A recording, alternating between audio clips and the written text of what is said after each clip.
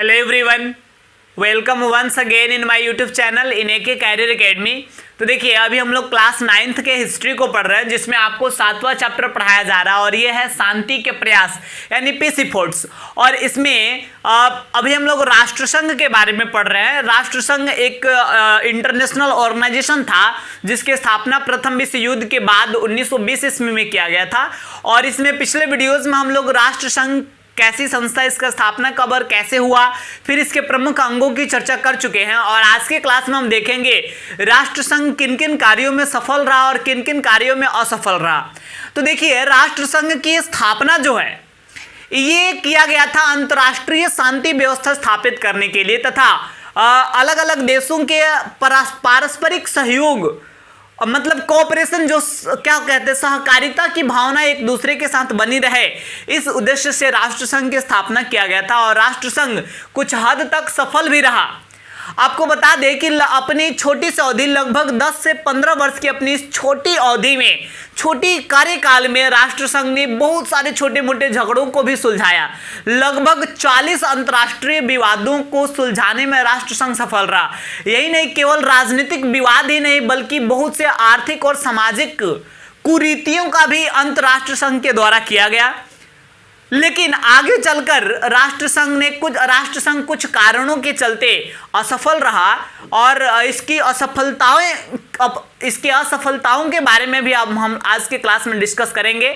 तो देखिए, आइए सबसे पहले हम आपको समझाते हैं कि राष्ट्रसंघ किन किन राजनीतिक विवादों को सुलझाने में सफल रहा तथा आर्थिक और सामाजिक कुरीतियों को दूर करने में ये किस प्रकार सहायक हुआ। तो आइए देखते हैं इसको। सारे ऐसे अंतर्राष्ट्रीय विवाद थे जिसको सुलझाने में राष्ट्रसंघ सहायक रहा है। और हमें पता है राष्ट्रसंघ का स्थापना 1920 ईस्वी में हुआ था और 1920 ईस्वी में ही स्वीडन और फिनलैंड के बीच एक विवाद उत्पन्न हो गया था और यह विवाद था ऑकलैंड द्वीप के मामले में।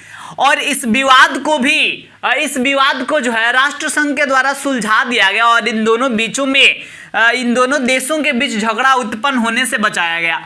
साथ ही साथ जर्मनी और पोलैंड के बीच एक विवाद उत्पन्न हो रहा था, जिस साइलेसिया विवाद यानी साइलेसिया के मामले में एक विवाद उत्पन्न हो रहा था और इसे भी सफलतापूर्वक राष्ट्रसंघ के द्वारा सुलझा दिया गया।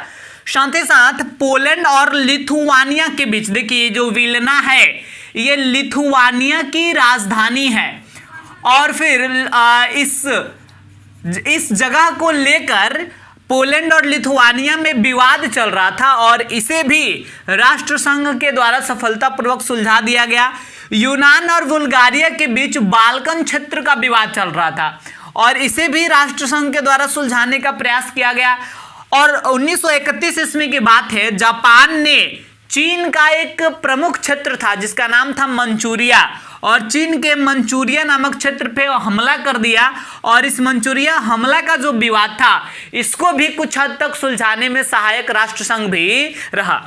अब देखिए, इसके बाद 1938 ईस्वी की बात है जब हिटलर के द्वारा चेकोस्लोवाकिया पर आक्रमण किया गया। इसको राष्ट्रसंघ के द्वारा नहीं बचा पाया गया, मतलब इस मामले को सुलझाने में राष्ट्रसंघ सहायक नहीं हो पाया। साथ ही साथ 1 सितंबर 1939 को हिटलर ने पोलैंड पर आक्रमण कर दिया और राष्ट्रसंघ इस आक्रमण को भी रोकने में असफल रहा, जिसके फलस्वरूप द्वितीय विश्व युद्ध की शुरुआत हो गई। अब देखिए, हम बात करते हैं, ये केवल राजनीतिक विवाद को ही सुलझाने में सहायक नहीं था राष्ट्रसंघ, बल्कि राष्ट्रसंघ जो था ये काफी हद तक सामाजिक आर्थिक स्थितियां भी सुदृढ़ करने में सहायक था। जैसे देखिए, यहाँ पे हम देखेंगे अन्य क्षेत्रों में राष्ट्रसंघ की सफलता। तो देखिए, प्रथम विश्व युद्ध जब समाप्त हुआ था तो बहुत सारे ऐसे क्षेत्र थे जिसे दूसरे देशों ने मतलब हासिल कर लिया था। तो वहाँ के जो विस्थापित लोग थे, वो उस क्षेत्र से जो भागे हुए लोग थे, जो शरणार्थी थे, जिन्हें दूसरे देशों में शरण लेने की आवश्यकता थी। तो देखिए, विस्थापितों और शरणार्थियों के लिए पुनर्वास के कार्य में सराहनीय भूमिका राष्ट्र संघ के द्वारा निभाया गया। साथ ही साथ बहुत सारे बीमारियों का महामारी उस समय निकल रहा था। भीषण संक्रामक रोगों को रोकने में भी राष्ट्र संघ ने अपनी सफलता दिखाई। साथ ही साथ बहुत सारी सामाजिक कुरीतियों को समाप्त करने में भी राष्ट्र संघ का अहम भूमिका रहा। जैसे दास प्रथा समाप्त करने में, हम पहले ही पढ़ चुके हैं दास प्रथा के बारे में। यहाँ लोगों की खरीद बिक्री करी जाती थी व्यावसायिक और कृषि कार्य के लिए, और स्त्रियों की खरीद बिक्री को रोका गया। स्त्रियों का क्रय विक्रय पे नियंत्रण लगाया गया। साथ ही साथ अफीम के अनुचित प्रयोग को कम किया गया। जो अफीम जो काफ़ी खतरनाक चीज़ होता है उसको इसके प्रयोग पर इसका मतलब अनुचित मात्रा में इसका प्रयोग होता था, जिस पे रोक लगाया गया, जिसको कम करने का प्रयास राष्ट्र संघ के द्वारा किया गया।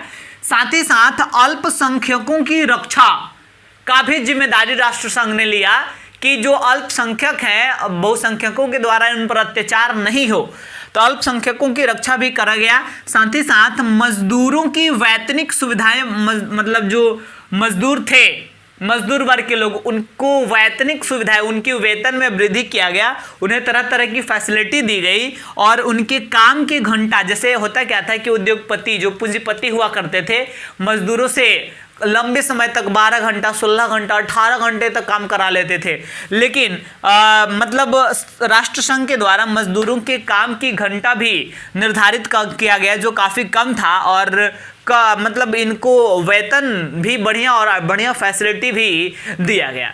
तो ये सारे राष्ट्र संघ की सफलताएं थी। अब देखिए कुछ ऐसी क्षेत्र हैं जिस क्षेत्र में राष्ट्र संघ को सफलता नहीं मिली, राष्ट्र संघ असफल हो गया। तो आखिर किस किस क्षेत्र में राष्ट्र संघ असफल हुआ और फिर उसके कौन कौन से कारण थे, आइए उस चीज को भी हम समझते हैं। तो देखिए राष्ट्र संघ के असफलताओं के बहुत सारा कारण था, जिसमें सबसे प्रमुख कारण है शक्तिशाली राष्ट्रों का अलगाव।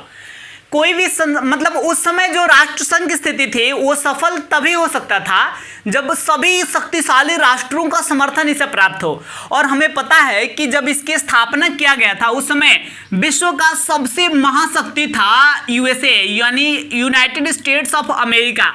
और ये जो अमेरिका है ये उस समय विश्व शक्ति के रूप में पूरे विश्व के सामने था। और हमें पता है कि अमेरिका के जो तत्कालीन राष्ट्रपति थे उस समय, जिनका नाम था वुड्रो विल्सन, इन्हीं वुड्रो विल्सन को ही राष्ट्र संघ की स्थापना का श्रेय भी जाता है। तो अमेरिका भले ही राष्ट्र संघ का स्थापना कर दिया, लेकिन अमेरिका राष्ट्र संघ का सदस्य देश नहीं बना, जिसके चलते एक बहुत ही प्रमुख देश का सपोर्ट इस संगठन को नहीं मिल पाया। साथ ही साथ रूस जो कंट्री था, सोवियत रूस, उस समय सोवियत रूस को सक्रिय स्थायी देशों से अलग रखा गया।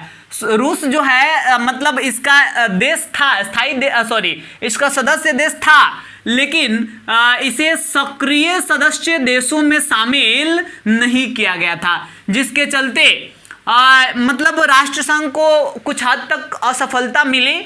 अब यहाँ हम आपको बता दें, लेकिन जैसे ही लगा यूरोपीय देशों को कि अब राष्ट्र संघ को कुछ शक्तियों की आवश्यकता है, तब जाकर सोवियत रूस को भी सक्रिय सदस्यता प्रदान किया गया। और तब तक राष्ट्र संघ जो है वो प्रभावहीन हो गया था, यानी उसका प्रभावशाली जो मतलब वो जो उसका जो इफेक्ट था उसका प्रभाव कम होने लगा था, यानी हम कह सकते हैं कि उस समय तक वो प्रभावहीन बन चुका था। दूसरी तरफ अगर देखा जाए तो हिटलर की तानाशाही भी राष्ट्र संघ को असफल बनाने में कुछ हद तक सहायक रहा। यहाँ पे हिटलर की महत्वाकांक्षा दिन प्रतिदिन पूरे यूरोप में बहुत अधिक बढ़ रहा था। और हमें पता है कि जो प्रथम विश्व युद्ध के बाद जर्मनी के साथ वर्साई की संधि की गई थी, कहीं ना कहीं वहीं पे द्वितीय विश्व युद्ध का बीजारोपण किया जा चुका था। और मतलब जर्मनी से तो वफादारी की मतलब कामना ही नहीं किया जा सकता था कि जर्मनी वफादारी करेगा, जर्मनी के साथ विश्वास नहीं किया जा सकता था, बिकॉज जर्मनी के साथ काफ़ी अन्याय किया गया था वर्साई की संधि में। लेकिन इसके बावजूद भी 1925 ईस्वी में एक संधि हुआ, लोकार्नो की संधि, और इस संधि के फलस्वरूप 1925 में जर्मनी को भी राष्ट्रसंघ की सदस्यता दे दिया गया। लेकिन जब राष्ट्रसंघ की सदस्यता जर्मनी को मिली उसके बाद जो है हिटलर राष्ट्रसंघ को असफल बनाने का मतलब भरसक प्रयास करते रहा। अब इसके बाद हम बात करते हैं शक्तिशाली राष्ट्रों के स्वार्थ की। तो देखिए यहाँ पे एक चीज और समझना है कि जब कोई अंतर्राष्ट्रीय विवाद आता था जिसमें इंग्लैंड, फ्रांस जैसे जो देश उसमें शामिल थे राष्ट्रसंघ में, उनको लगता था कि इस विवाद को सुलझाने से हमारे आर्थिक हितों की खतरा है, उससे कहीं हम पे नुकसान पहुंच सकता है, तो फिर वो उसको सुलझाने की कोशिश नहीं करते थे, यानी वो अपने स्वार्थ के बारे में सोचते थे। तो शक्तिशाली राष्ट्रों का जो स्वार्थी भावना थी यह भी राष्ट्रसंघ को असफल बनाने में कहीं ना कहीं कारक साबित हुई। अब वहीं बात करते हैं 1929 से 30 की आर्थिक मंदी। तो देखिए 1929 से 30 में जो विश्वव्यापी आर्थिक मंदी, आर्थिक संकट आया था, जिसमें न ही केवल यूरोप महादेश बल्कि संकट से संपूर्ण विश्व प्रभावित हुआ था। तो इस आर्थिक संकट के कारण भी राष्ट्रसंघ को असफलता मिली, यानी राष्ट्रसंघ के असफल होने का यह भी एक प्रमुख कारण था। बिकॉज एक सामान्य स्थिति जब रहती है पूरे विश्व की तो उस समय कोई भी संगठन सफलतापूर्वक कार्य करता है, लेकिन अचानक से एक ऐसी स्थिति आई जिस समय पूरा विश्व जो है आर्थिक संकट से जूझने लगा, और ऐसी स्थिति में राष्ट्रसंघ की जो सुदृढ़ता थी वो काफी कमजोर पड़ने लगी। तो देखिए ये सारे कारण थे जिन कारणों से राष्ट्रसंघ असफल हुआ। देखिए भले ही राष्ट्रसंघ अल्प समय में ही, बहुत कम समय में असफल हो गया, जिसके फलस्वरूप बहुत जल्दी द्वितीय विश्व युद्ध भी देखने को मिल गया, लेकिन राष्ट्रसंघ एक ऐसी संस्था के रूप में सामने आया जो मतलब इस राष्ट्रसंघ से पहले ऐसी कोई अंतर्राष्ट्रीय संस्था नहीं थी जो संपूर्ण विश्व में शांति कायम करने का प्रयास करे। लेकिन राष्ट्रसंघ ने मतलब लोगों को यह बता दिया कि ऐसी कोई संगठन आप स्थापित कर सकते हैं जो विश्व में अंतर्राष्ट्रीय शांति ला सकती है। और चूंकि इसकी हार से, इसकी असफलताओं से और इसकी सफलताओं से सीख लेकर बहुत अधिक मतलब इससे प्रोत्साहित होकर द्वितीय विश्व युद्ध के बाद पूरे विश्व ने मिलकर एक बड़े संगठन की स्थापना किया जिसका नाम है यूएनओ। और ये संयुक्त राष्ट्र संघ यानी यूनाइटेड नेशनल ऑर्गेनाइजेशन जो है आज तक पूरे विश्व में शांति व्यवस्था कायम रखने के प्रयत्न करते आ रही है। तो इस बड़े संगठन की स्थापना राष्ट्रसंघ की सफलताओं और असफलताओं के प्रेरणा स्रोत ही हो पाया है। तो देखिए आज के वीडियो में हम इतना ही रहने देंगे। आज के वीडियो में हम आपको समझाएं कि राष्ट्रसंघ किन किन क्षेत्रों में सफल और असफलता इसको क्यों हासिल हुआ, उसके कारणों को समझें, और फिर अगले वीडियो में हम यूनाइटेड नेशनल ऑर्गेनाइजेशन यानी संयुक्त राष्ट्र संघ के बारे में बताने वाले हैं कि इसकी स्थापना कैसे हुई, इसके उद्देश्य क्या थे, ये किस सिद्धांत पे कार्य करता था तथा इसके प्रमुख अंग कौन कौन से थे।